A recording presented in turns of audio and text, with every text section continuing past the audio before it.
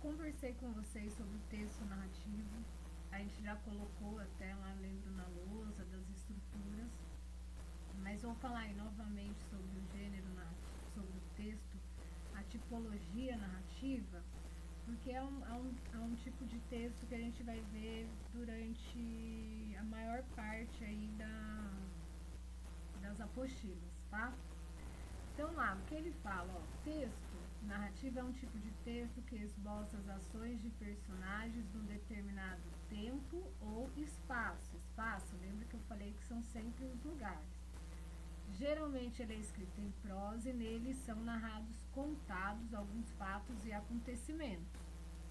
Na maior parte. Quais exemplos que a gente tem de textos narrativos? A gente tem romance, temos novela, temos conto, crônica e fábula. A gente viu na apostila do volume 1 o conto e a gente viu a fábula.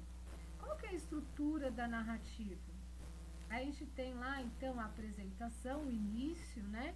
Então, olha lá, também chamada de introdução. Nessa parte inicial, o autor do texto apresenta os personagens, o local, o tempo em que se desenvolverá a trama. Então, nesse início aí, a gente vai conseguir saber quem participa da história, aonde acontece e quando acontece.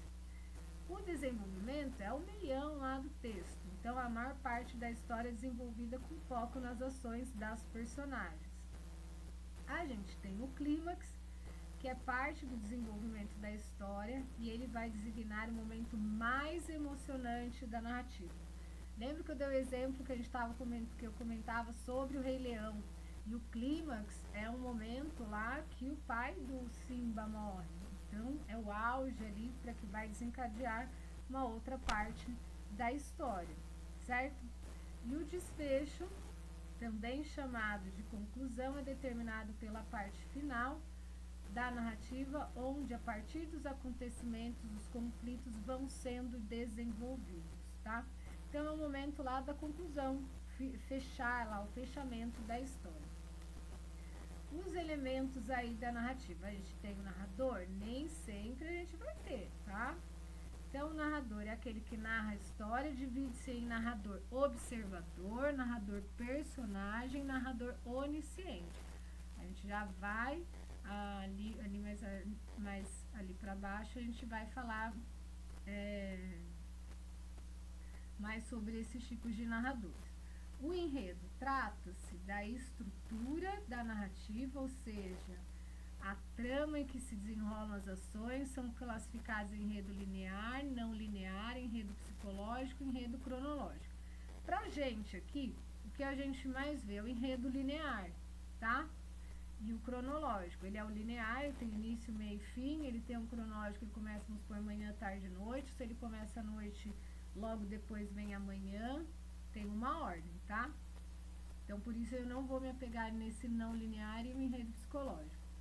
Personagens são aqueles que compõem a narrativa, sendo classificados em personagens principais, o protagonista e o antagonista. O protagonista seria lá o bonzinho e o antagonista seria o vilão. E personagens secundários, pode ser também chamado de adjuvante ou coadjuvante.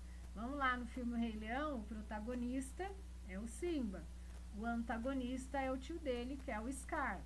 E a gente tem personagens secundários, como as hienas, a mãe do Simba, são personagens ali coadjuvantes.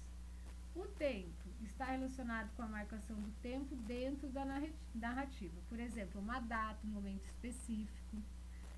O tempo pode ser cronológico ou psicológico. O cronológico é o que eu falei, o início, meio e fim, tá? O psicológico a gente não vai ver aí aprofundado, porque não entra no nosso caso por enquanto. Mas esse psicológico, às vezes ali dentro da narrativa eu consigo perceber por alguns elementos em que tempo é passado, tá?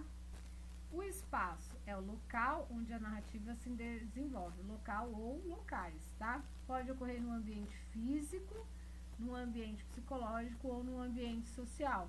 O ambiente físico, vamos por lá o Rei Leão, acontece lá na selva. Posso criar uma história no ambiente psicológico, posso criar uma história que é do meu sonho, tá? Posso criar um ambiente social, um lugar onde eu vivo. Mas o que a gente mais vai ver é o ambiente físico mesmo, tá? Os tipos aí de narrador. A gente tem, então, 3 tipos. O narrador personagem. Esse narrador personagem é aquele do primeiro conto que a gente viu. A história é narrada em primeira pessoa, onde o narrador é um personagem e participa das ações. A menina conta lá a história dela quando era criança, então ela é um narrador personagem e personagem também da história. A gente tem um narrador observador. Quando esse narrador ele é observador, os verbos que eu vou utilizar vão estar lá na terceira pessoa. Esse tipo de narrador conhece os fatos, porém não participa da ação. Então ele só vai contar. Na fábula, geralmente é o narrador observador, não tem um narrador que participa, ele conta a historinha só lá. Então é um narrador observador. O narrador onisciente, ele é um narrador, também vai aparecer lá em terceira pessoa, ele conhece todos os personagens e a trama, e ainda ele vai apresentar um fluxo de pensamento dos personagens. E aí esse fluxo de pensamentos vai ser narrado em primeira pessoa. Então vamos supor, ele está lá contando a história, só está contando a história porque ele não participa. Mas ele pode pegar e falar assim, a prima pensou naquele momento, eu quero sair dessa casa, eu não gosto mais de ficar aqui.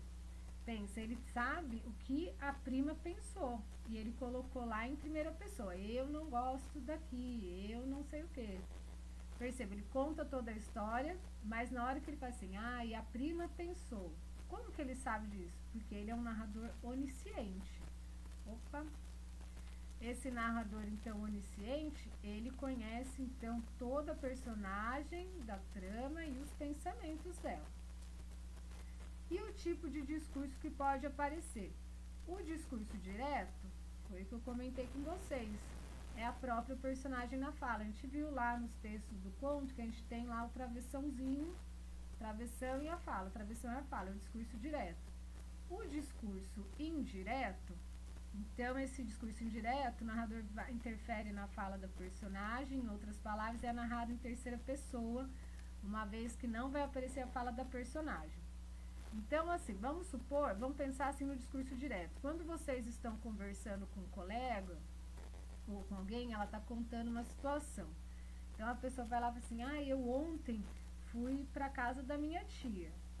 E aí a pessoa que ouviu, o fulano 2, vai contar a história para o fulano 3. Ele vai falar assim, a fulana 1 disse que foi na casa da tia dela.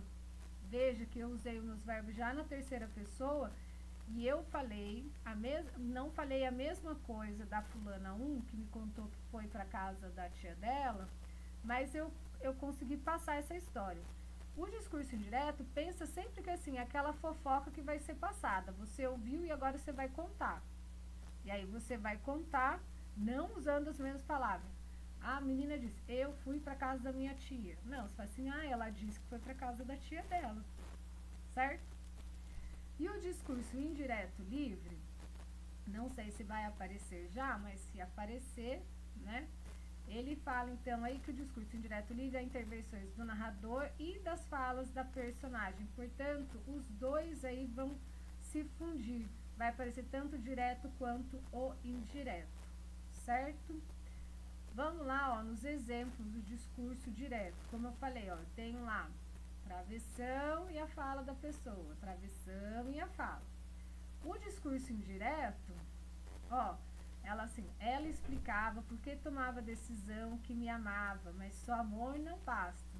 Ela explicava, porque provavelmente a pessoa está contando para uma outra, que aí a fala era diferente. Vamos supor, seria, eu tomei essa decisão porque eu te amo muito, mas isso não me basta.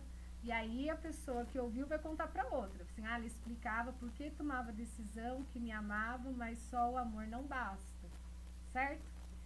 E o discurso indireto livre vai então lá se fundir. Então Camilo pegou-lhe nas mãos e olhou para ela sério e fixo. Jurou que lhe queria muito. Então aqui tem o indireto, jurou que lhe queria muito e que seus sustos pareciam de criança. Em todo caso, quando tivesse algum receio, a melhor cartomante era ele mesmo. Depois repreendeu-a. Disse-lhe que era imprudente andar por essas casas. Disse-lhe, não seria imprudente andar por essa casa? Então já misturou tudo.